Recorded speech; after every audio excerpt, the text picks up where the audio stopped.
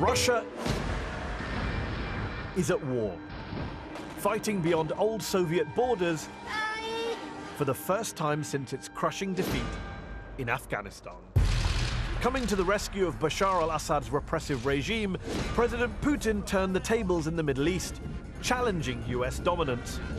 Iraq, Libya and Syria have plunged into chaos and anarchy, but putting Russia directly in the line of fire. Moscow had already surprised the West with its aggressive intervention in Ukraine. And with Crimea now firmly under its control, Russia is flexing its muscles again. But has Putin bitten off more than he can chew? Russian aggression is a threat to the global order, to the European security, and is a threat to NATO member states. Back at home, critics say he's becoming a dictator and Russia a police state. Many Russians, especially Moscow, are not going to accept Vladimir Putin as a legitimate president. But many adore him for restoring their nation's pride. Спасибо всем, кто сказал. Thank you to all those who said yes to a great Russia. My guest tonight is a Putin supporter who thinks Russia has had a bad press in the West for far too long. It is the West who pushed Russia to the corner, and now Russia has shown the red line. I'm Mehdi Hасан, and I've come here to the Oxford Union to go head-to-head with Natальей Narочницкой, the Russian ultranationalist and former politician. I'll ask her whether Russia is trying to reclaim its old empire in Europe, and why exactly is President Putin backing the brutal Assad regime in Syria. Tonight, I'll also be joined by Masha Karp, a UK-based journalist from Russia and a trustee of the Rights in Russia NGO. Martin Macaulay, British historian and author on Russia and a former lecturer at University College London. And Vasyl Miroshnichenko, co-founder of the Ukraine Crisis Media Center and director of the Ukrainian British City Club.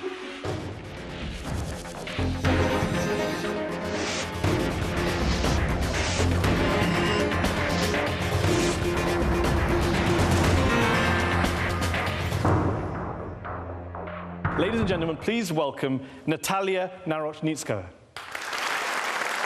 Narochnitskaya was a representative of the Motherland Party and vice chairman of the Russian Parliament's Foreign Affairs Committee. She currently heads the Institute for Democracy and Cooperation, a conservative think tank based in Paris. Natалья, Russia opposed the West's military interventions in Afghanistan, in Iraq, in Libya. They said it would destabilize the region. They said they would lead to more extremism. And yet, when Russia's only ally in the region, Bashar al-Assad, is in trouble, Russia then sends in its own warplanes, its own bombers. Is that not the height of hypocrisy on Russia's part? No, it is not. But of course we understand that after already 3 pillar states of the Middle Eastern equilibrium, which is proven to be so fragile now, were ruined, like Egypt already, then Libya, Iraq. There is such a chaos and turmoil that if you crush the Syrian state, then there will be such chaos which will endanger not only Europe, like it is doing already now, but Russia too. So we are not at all such fans of Bashar Assad. We know that... You say you're not a fan of Bashar al-Assad. You said that Syria was a wonderful secular state and that the only, quote, proper army in a sovereign state resisting ISIL is the Syrian army and Assad. The problem for you, surely, is that many analysts, most analysts would agree, that the Syrian army and Assad have helped fuel the rise of ISIL by killing tens of thousands of innocent Syrians. So if you wanted to stop chaos and violence in the Middle East, why wouldn't you first start by stopping your ally Assad from doing the killing?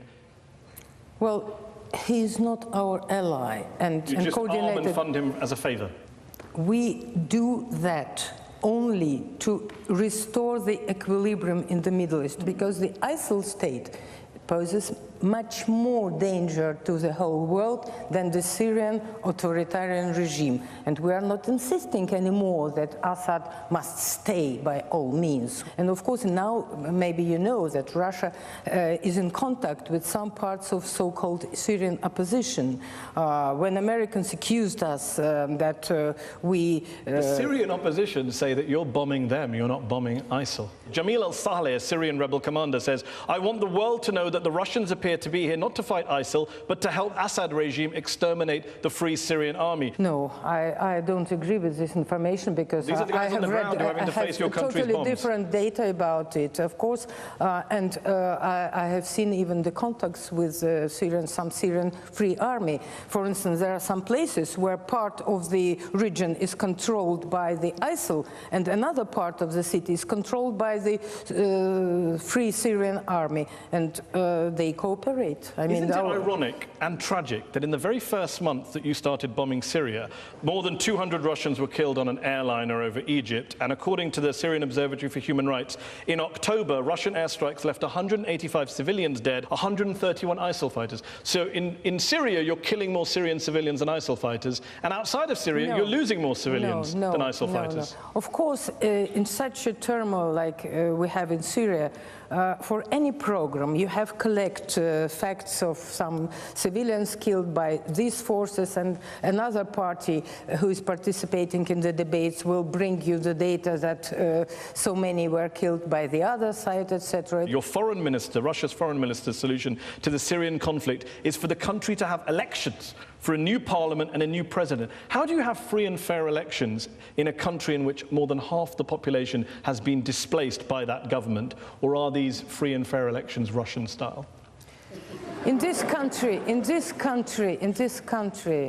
a lot of Syrians were displaced not by the government action, The vast majority have been displaced by the because the crimes of ISIL and extremists in the Middle East have outdone 100 times the sins of Syrian government, oh, come on. which hasn't been, of course. Do you know that in the first 6 months of this year, the Assad regime killed 7 times as many people as ISIL did? It's not Assad who cut the heads. It's no, not Assad. He did not cut the heads, but he did drop barrel bombs on various towns and cities in Syria, killing dozens of children in marketplaces. The issue, the blood from that barrel bombs is surely on the Russian government.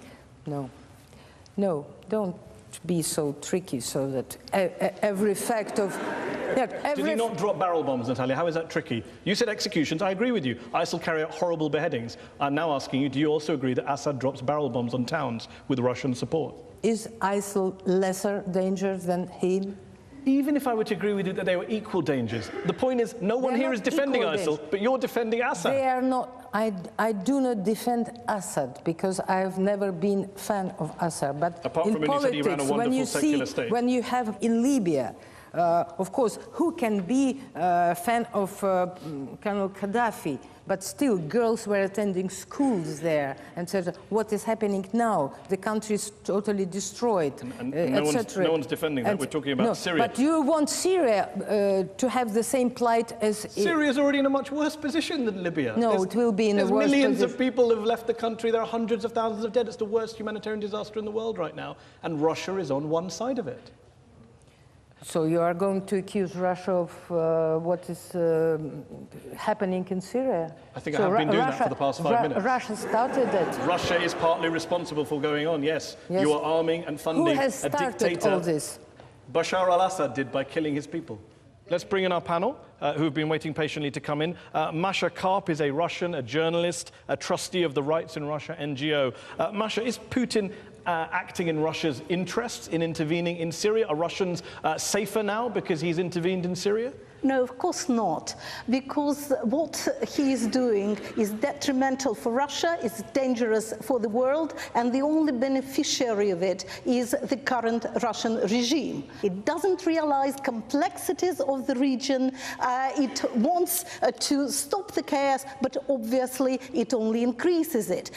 Putin actually even mentioned somewhere that he doesn't know the difference between Sunnis and Shia, and he doesn't realize that in Russia there are 19 million Muslims, nearly all of whom are Sunnis. So that just shows that he went in there just to show the West that the Russian regime can be a partner of the world. And why did he do that? Because he wanted the world to forget about Ukraine. Let me bring in Martin Macaulay, who's a British historian, former lecturer at University College London. He's written several books about the Soviet Union and about Russia. Martin, why do you think he's doing it? He's doing it because he sees ISIL as an existential threat to Russia. If ISIL wins in Syria, it moves into the Caucasus, As you've said, there are 19 million Muslims in Russia. Moscow has the largest Muslim population in Europe.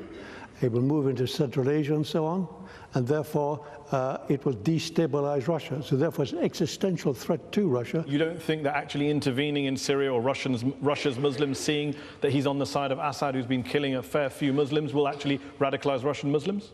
That may do so, that's a danger. But the other thing is that you have a conflict now in the Middle East in which you have a secular Assad regime and you have an Islamist ISIL regime and so on. And everyone is taking sides. Iran, Hezbollah, Russia on one side. Russia sees Assad as a temporary leader. He's not really very important. You say temporary, they've had 4 years to get rid of him and they didn't. Yes, but he in fact is only a figurehead, and he will move away. Let me bring in Vasyl Miroshnichenko, who's the co-founder of the Ukraine Crisis Media Center, director of the Ukrainian British City Club. Vasyl, ISIL are an existential threat to Russia and the region, and therefore Russia's entitled to go into Syria. What's your response to that argument? Well, look, firstly, I don't believe that Putin can really contribute to peace in Syria, because as all the speakers have pointed out, it was Bashar al-Assad who's actually to blame for ISIS, for Daesh, to be recruiting people, because the Sunnis who are trapped there, they have no other option but to actually go to them to fight Bashar al-Assad. This is hybrid warfare 2.0. All he wants to distract attention from Ukraine. He doesn't care about Syria. He doesn't care about Syria. He cares about Ukraine. Well, let's talk about Ukraine. Former NATO Secretary General Anders Fogh Rasmussen and Natalia, he sat here on this show earlier this year. He sat in that very chair, and he said to me, quote, "We are pretty close to a new Cold War because of Russia's illegal actions in Ukraine." Do you agree that we're in the middle of a new Cold War, on the verge of a new Cold War? Because of Ukraine? No, I believe that we are similar to the period just before the Second World War, when there is already obvious a major danger to Europe and to the world. And the Soviet Union then proposed 100 times to have a collective treaty guaranteed the borders of countries surrounding Germany, and the West refused. That pertains to the ISIL and to the Middle East question. What about Ukraine? Of course we do care about Ukraine. My ancestors are from Ukraine, but there was a coup d'etat in Kiev. The constitution was dismissed. Even the mandate of president went to the Speaker of Parliament, whether under constitution it should go to the Prime Minister. The Constitutional Court was dismissed. Let's assume there was a coup d'etat. There's a division of opinion on that, of course, whether it was a coup or not. Crimea was taken by the Russians, annexed in violation of international law. Most lawyers would argue. Crimea the UN General Assembly. And why do you think 100 countries at the UN condemned the annexation of Crimea? 100. Only 11 countries voted with Russia. Why do you think that is? Because it's politics. Politics 10 to 1. In the 21st century. The politics in the 21st century. It's not because that the United Nations recognizes national borders and sovereignty and says you can't just change the borders of a country. You talked about common borders. The international law, let me just finish. Okay. The international law teaches now that self-determination right is observed, but the principle of territorial integrity prevails. That's true. Only, but in a case when self-determination rights are combined with so-called, it's in the textbooks of international law, when the people maintain historical, linguistic, cultural, and other types of so on that basis, Crimea can be independent with the maternal state. So you support the idea that Crimea, on this your reading of international law, Crimea had the right to leave Ukraine and be part of Russia on the basis of self-determination? I think so. Okay, so when will Russia be holding a referendum in Chechnya and in Dagestan for those places to go independent? Let them do it. You're in support of that? You're happy for Chechnya to leave the Russian Federation and become independent or join another country? They don't want it. They don't want it, but if they did, you support Chechen independence under a referendum in which the Chechens voted yes? That depends always on how the people's will is expressed if it's expressed by the bandits and gangsters and criminals. Because there were no bandits or gangsters in Crimea, were there? There were no men in masks. No. We just imagine those people But on our if there screens. are teachers, students, engineers, doctors voting calmly on their, expressing their free will, it's different. So don't make, Chechnya doesn't want to leave Russia. They now are flourishing more than any others. After you bombed them for several years and killed hundreds of thousands of people, I guess not. When Crimea was annexed by Russia, you said that for the first time in 20 years of political life, you felt happy. The West had pushed Russia into a corner, you said, and finally Russia has shown its red line. I'm just wondering, is the red line now fixed in place, or is it going to move geographically into other areas, perhaps in the region? That's it? Or are we going to see some more redrawing of borders in that area? Russia has proven through 25 years that it is ready and absolutely tolerating Ukraine's, floating this and that, under only one condition that was shown and obvious, that Ukraine doesn't enter NATO. Ukraine didn't enter NATO.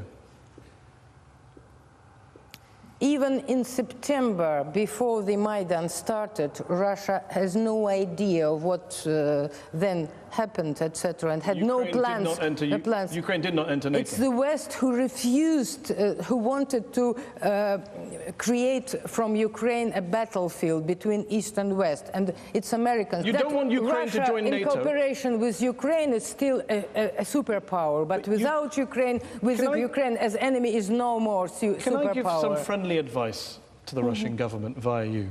If you don't want your neighbor to join a military alliance, best not to invade and occupy part of that country, because the first thing they want to do is join a military alliance. Very good. Why are you so on the side of NATO? On the I'm American on the side of NATO. Yes, of course. Maybe you should watch the show I did with the former head of NATO, where I put all these arguments to. In eastern Ukraine, are there Russian forces in eastern Ukraine? Not Russian forces. Separate Russians, yes, but not Russian forces. So it's different legally at all. So when a Russian... do you mean there are, squads on parts of the army with tanks crossing? Exactly what I'm asking. No. Okay, so when a Russian special forces soldier, Dmitry Shapnikov, tells the BBC that he and his fellow troops were in Ukraine, when captured soldier in Ukraine, Alexander Anatolyevich, identifies himself as a Russian serviceman in the Russian armed forces, what were they doing there? Sightseeing? Taking a tour? It is denied. It is denied by? By officials. Do you agree with them? I quite agree, but I believe that there are some Russian soldiers, of course, and officers. I don't deny that. But legally, every country, when it's helping the situation according to the interest and according to the appeal, they do it legally correct. But it's not illegal for Russian soldiers to be in Ukraine, under any reading of international law. Was it legal for American specialists in all places where they have been? Was it legal for Americans to be in Iraq? No. Okay, good. Back to the question. Was it illegal? Is it legal for Russian forces to be in Ukraine? There are no forces. Don't use the term forces. Okay, let's bring the panel in. Vasil, respond to some of what you've heard from Natalia. I think this is a very clear example of the Russian hypocrisy, because there were so many references to international public law, which Russia has blatantly violated. The Budapest Memorandum, most importantly. So Russia has actually undermined the entire security system in Europe, and actually Europe and NATO are under threat. The whole system was undermined. And I think this is actually what Russia is good at doing. This is aggression abroad, oppression at home. Land-grabbing operation in Crimea was one of those cynical operations. Look, Crimea has many deposits of oil and gas in the Black Sea shelf. For Russia, it was actually an existential threat if Ukraine developed its own oil and gas resources. So they just grabbed Crimea. You see what's going on. In the Budapest Memorandum, this is the 1994 agreement. 1994 agreement, there is no brackets, no asterisk, no footnote that if Russia does not like Ukrainian government, they can attack Ukraine. Martin, is Russia in defiance of international law in what it's doing in Crimea, in eastern Ukraine? It depends how you define international law, because international law is based in English law and American law. In other words, there's a Western concept which has dominated the world since 1945, and Russia does not accept certain tenets of that law, nor does China. Russia didn't plan the takeover of Crimea. It was opportunistic. The Maidan, the EU demand to Yanukovych, choose between us and Russia.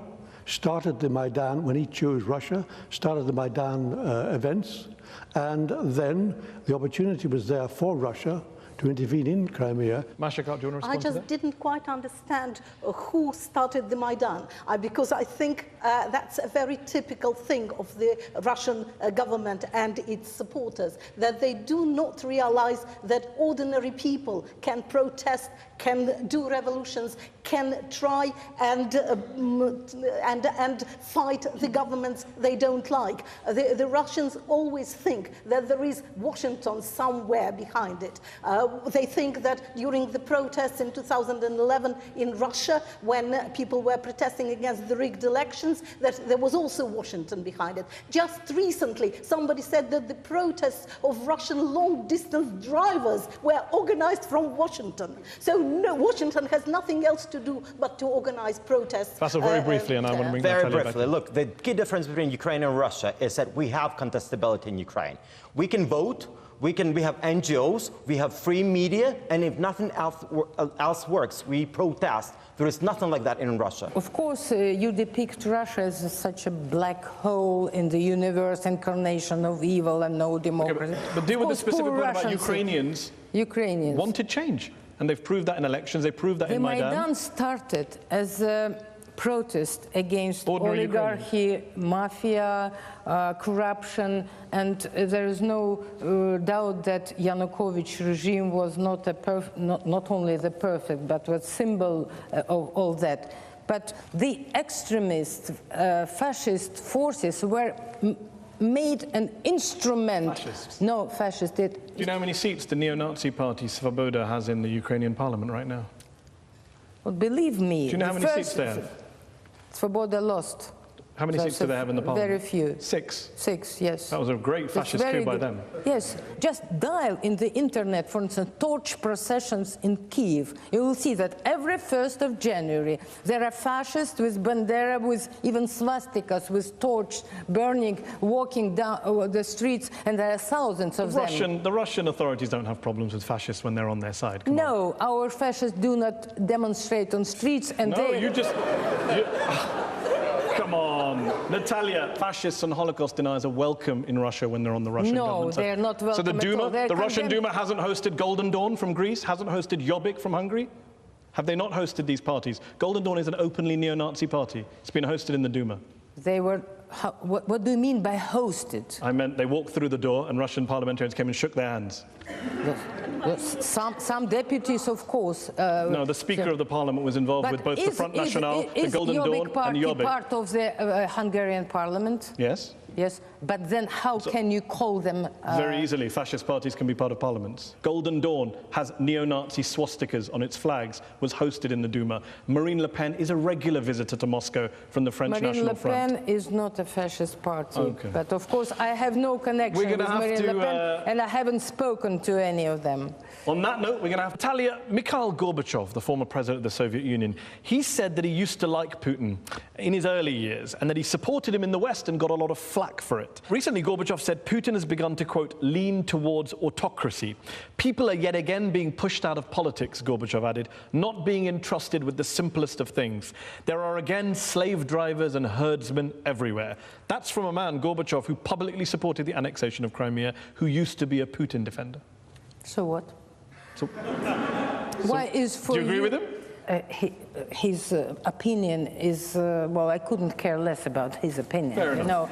You know? But deal with the underlying critique. So I have been in politics for 25 years, and the worst undemocratic rule was Yeltsin's rule, because, for instance, during the time of his coup d'etat, when they dismissed and shot the legitimate parliament, he banned all the newspapers and TV programs who might produce some opinion against this act before they even had time to publish anything. There was no discussions. So you must, in the West, have at least no double standards. Okay, people who don't deal in double standards, human rights groups who criticize everyone. Amnesty International says since Putin's victory in 2012, 5,100 protesters and activists have been arrested. Human Rights Watch says the human rights situation in Russia continues to deteriorate with a level of anti-Western hysteria unseen since the Soviet era and a crackdown intensifying on civil society, the media and the internet. But, you know, Russia is a normal country with its sins and its virtues. And there are always something bad and something wrong. I don't like everything that is going on in our country. Okay, so deal with what I raised. I didn't raise anything about normal countries. I simply asked 5,000 protesters rounded up since 2012 arrested.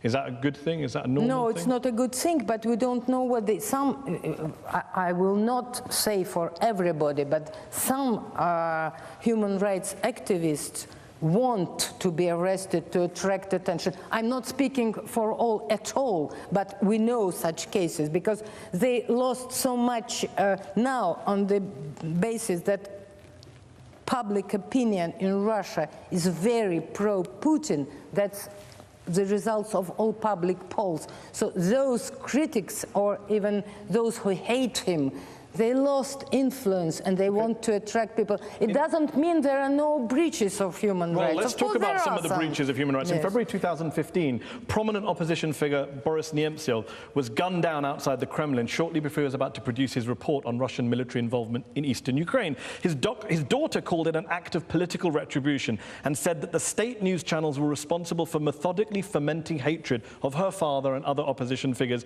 who were presented as traitors to the nation. We may never uncover the truth behind his death, but isn't it fair to say that the Putin media machine contributed to it at a very minimum? Boris Nemtsov, whom I knew, to think that Boris Nemtsov posed any danger to government, or that means not to understand anything in Russian political life. Who needed his death? Fine, you explained, who needed? The government, the Kremlin. Well, he was about to publish a report saying the opposite of what the government says about Ukraine. All the serious experts think that it was done against Putin. Well, let me ask you this question such prominent amongst the opposition weird, Natalia? people. Isn't it weird that so many of Putin's critics and enemies, whether opposition figures, investigative journalists, former spies, they just seem to have this bad habit of getting assassinated? It's kind of a weird coincidence, is it not? That they all just die in weird circumstances. Who always died? Well, who died? We mentioned Boris Nemtsov. There's Alexander Litvinenko, who was poisoned here in the UK with polonium. The British police, the barrister representing the police, said the only credible explanation the only credible explanation was that the Russian state was involved in Mr. Litvinenko's murder. You really think Litvinenko was murdered by Russians? You ignoring I'm telling you what the investigation says. The recent results of investigation that has nothing to do with Russia. Who needed his death? Well, at least there should be cui bono. Well, the British inquiry thinks it was the Russians. His family think it was the Russians. Leading physicists think it was the Russians. A fair few people think it was the Russians. No. So no Boris. No Boris Nemtsov, no Alexander Litvinenko. Let's keep going. Anna Politkovskaya. Regardless of any of my political views, I'm sincerely thinking that Litvinenko's death was needed not by Russia, but so Russia didn't need his death. Russia. They didn't need Boris Nemtsov's death. Anna Politkovskaya, the award-winning investigative journalist, was killed in 2006. The judge in her case said it was politically motivated. In March 2008, 2 TV journalists were killed the day after their names were put on an official media blacklist. The founder of the weekly Kremlin critical magazine, Chernovik, was killed in 2011. Being a journalist who's critical of the Putin government in Russia today doesn't seem to be too good for your life expectancy. No, it's absolutely safe. So then what about these people who are dead? Just coincidence that you get killed a day after you're put on a media blacklist? The journalists might be killed in Russia because of their commercial things, engagements, like it was I remember in the 90s with the killing of the Vesti producer Listyev, for instance. It is proven there because... The problem you have, Natalia, is you say, on the one hand, Russia's a normal country, and then on the other hand, in most normal countries, investigative journalists, critics of the government, don't just drop dead from time to time in mysterious circumstances. They are not dropped dead because they are persecuted. Believe me. Why are they all killed then? What's the common theme? There are some killings in Russia, and that's bad because the criminal situation isn't good. And when the Kremlin talks of fifth columnists, when Putin talks of national traitors, that doesn't contribute to an atmosphere in which critics of the government are killed. Well, Russians' political vocabulary differs a little bit from the Western. Is it more harsh? And for us, for instance, doesn't mean as much as you. For instance, like what? In 2012, 1,000 Russians who were protesting Putin were attacked by riot police and detained. Human Rights Watch called it the worst political crackdown in Russia's post-Soviet history. Are those people on the streets? Are they not your fellow Russians? Do you not worry about them? There are many opposition leaders now, and they are all... These were ordinary people, 1,000 people. They were not politicians. They were people protesting against what they thought were fraudulent elections. They were attacked. They were detained. I remember the case 2012. you're talking about. Yes. But it is proven perfectly well that they were provoking the police. And 1,000 people. You see the videos, and it's not fake. Let me go back to our panel who've been waiting to come in. Masha Karp is a Russian, a journalist, a trustee of the Rights in Russia NGO. Masha, when the president of Russia says that people are national traitors and fifth columnists, that's just how you and your people talk. Well, I was wondering about these terms, because one of the terms with which they now label Russian NGOs, particularly the ones that the government doesn't like, is foreign agent. In the Russian language, foreign agent is a spy, is somebody who a foreign state has sent to do something, to do harm for Russia. And so obviously anybody who thinks differently from the government is immediately labeled. There are over 100 NGOs in Russia today labeled like this. One of them is Memorial Society that has been all these years investigating Stalin's crimes. Ministry of Justice said that Memorial Society was undermining the constitutional order in Russia. So are we getting back to Stalin's times? I'm among those who criticize this term. Agents has some flavor of You're not in favor of that thing? Not for that term, but at least the purpose of that law, which I can defend, was to show the public, that the public knows who is financing, so foreign financial institutions or domestic ones. And I think the Russian public has right to know. Okay, Martin McCauley, Vladimir Putin, is it fair to call him an authoritarian leader? He's a strong leader, because I don't think Russia is a strong state. I don't think it's really a stable state. It's a fragile state. And you have to look at Russia. Russia and the Soviet Union collapsed twice in the 20th century, so you can't really judge Russia against England or America. When was the last time there was a revolution in America? 18th century? England? 17th century? Very stable political and legal institutions. How does that reflect on things like journalists being killed, dissidents being killed? You can have strong government without having a strong government that kills its opponents, allegedly. That would reveal that the legal institutions are not strong enough to prevent it, where the legal institutions in England, Britain, or the United States would be. They're not in that situation, so therefore blame the weak legal institutions. So you think Russia needs a leader like Putin at this stage in its history? Because the intelligentsia has gone over. They now support him. You go back to 2012, they opposed him. Many of them, now they support him, and they see him, because if he goes, there's chaos. They fear chaos. Therefore, they need a strong leader. But Masha, you would have to accept you're Russian, but your fellow Russians do like Putin. He's massively popular in Russia. He wins elections. Polls show that they support his foreign policy and domestic policy. Well, Stalin had not 86, but 99.9%. What does it tell you?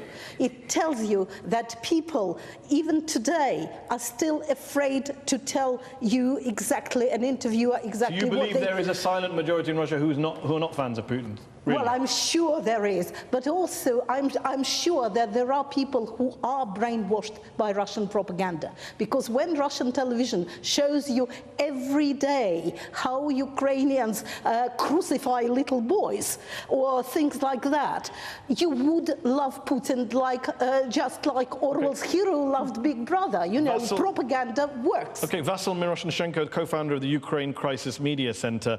Ukrainians, as you said earlier, they've revolted against against a president they didn't like. They had elections after that. Do you think that's ever going to happen in Russia anytime soon? Never. It's never going to happen in Russia. But you see, this is a problem because the biggest tragedy for Putin is actually the collapse of the Soviet Union. He wants to revive Soviet Union, and of course, he doesn't recognize Ukraine as a nation. He stated it many times. He said it's a temporary thing on the map of Europe. Now that we were invaded by Russians, the only protection for us is actually NATO. Do you worry that no matter how popular Putin is at home, today Russia's more isolated than it's been for a long time in the international trade? He's subjected your country to sanctions, there's been a currency crisis, there's been all sorts of economic problems.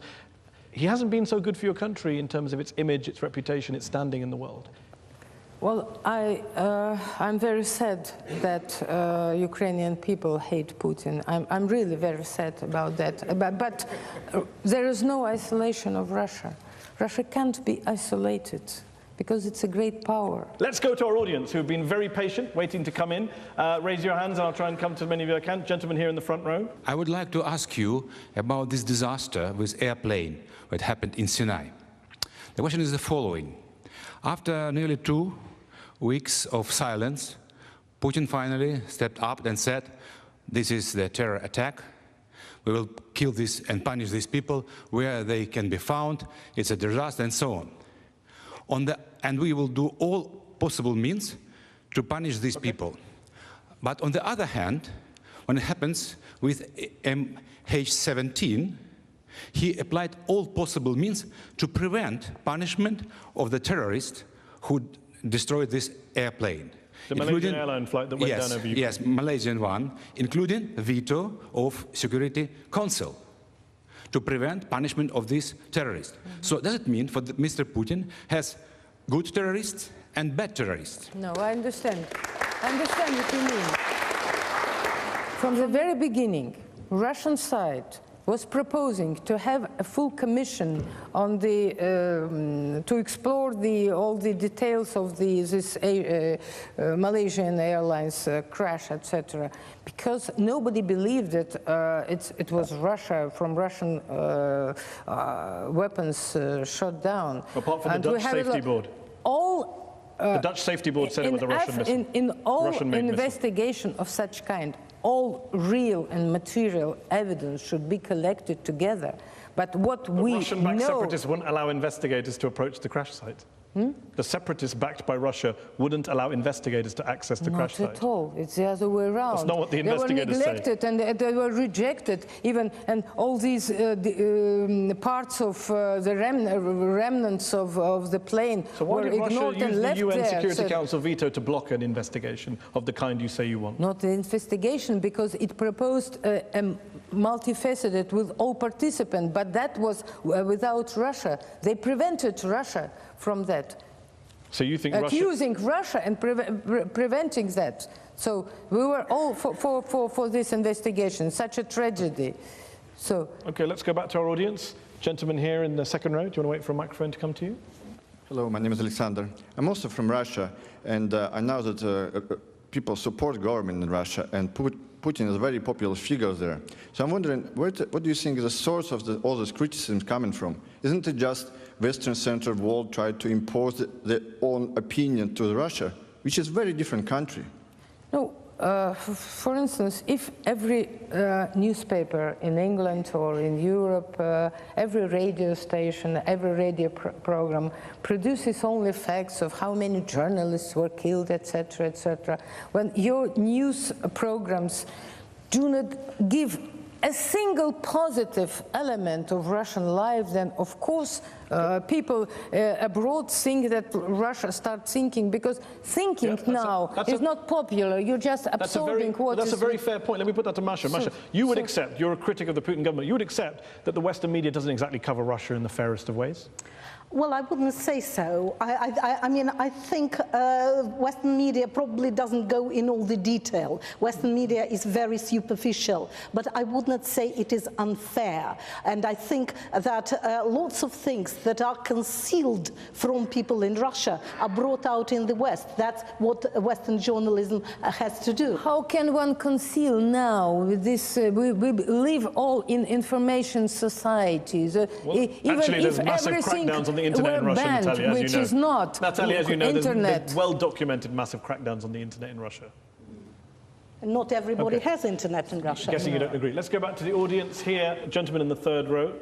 Do you think Russia and Putin's criminal regime has a right to break international law, shoot down civilian airplanes, occupy territory of sovereign neighbor states? Actually, for actions like that, they should be facing trial in the International Court of Law. And don't you think that actually Russia is much more resembling Nazi Germany right now than Ukraine? Because it's not Ukraine that it has an authoritarian state that occupies territory of its neighbors and poses as a real threat to the whole world. Can you respond to that?